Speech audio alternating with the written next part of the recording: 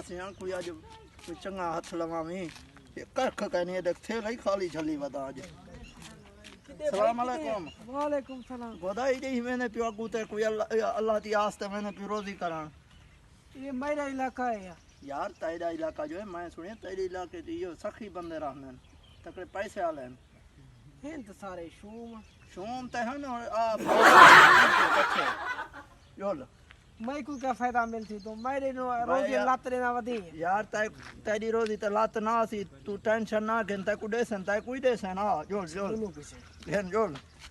हां मदा तेरे पर था सा कूड़े में सकतरी हां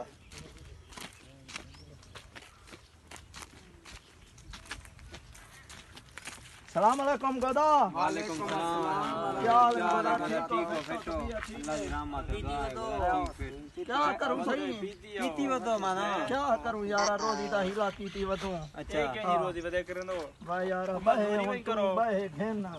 हुन तेरे खड़ पानी इथा ना बे दे वाल बे उते वाल बे उते वाल बे बेटो भाई एक तले बैठी रे एक तले बैठी रे तले बिलाओ जे एक तले बैठी जे काट गिनते रहंदे यो जब भलाई पानी अब पीनो पानी पीनो पानी पीनो सही कुछ कोई है कशे सा को जो सा फकीर है वदू है गोदा सही कशे है त दियो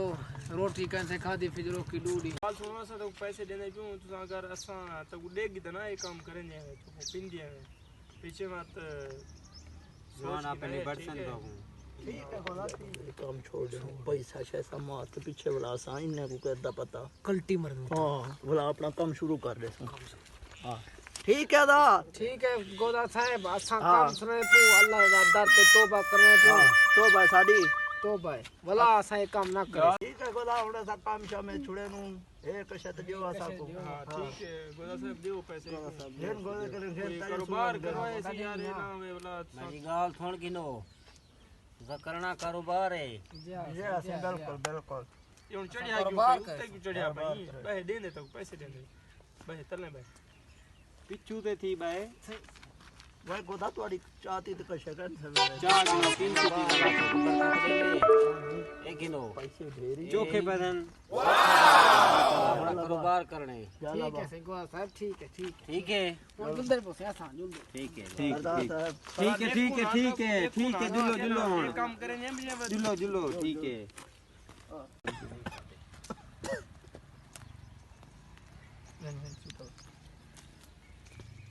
ओए नशई ना मुरादो तू आखू मैं पैसे जो दिते आन तू आखू मैं क्या कारोबार कराए हैं तू आखू मैं आखा जो गोदा साहब ये कौन है इनको मैं नहीं जानता तू अपना आप में है मैं नहीं जानता पैसे तो आखू दिते भी 70,000 रुपया मैं क्या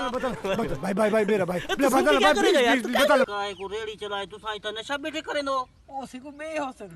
साढ़े सरदार को बे हम शक्ल हो सन ओए बस करे गयो उठी जुलो ये देनी में पैसे रिटर्न से आजू गोदा बे हसन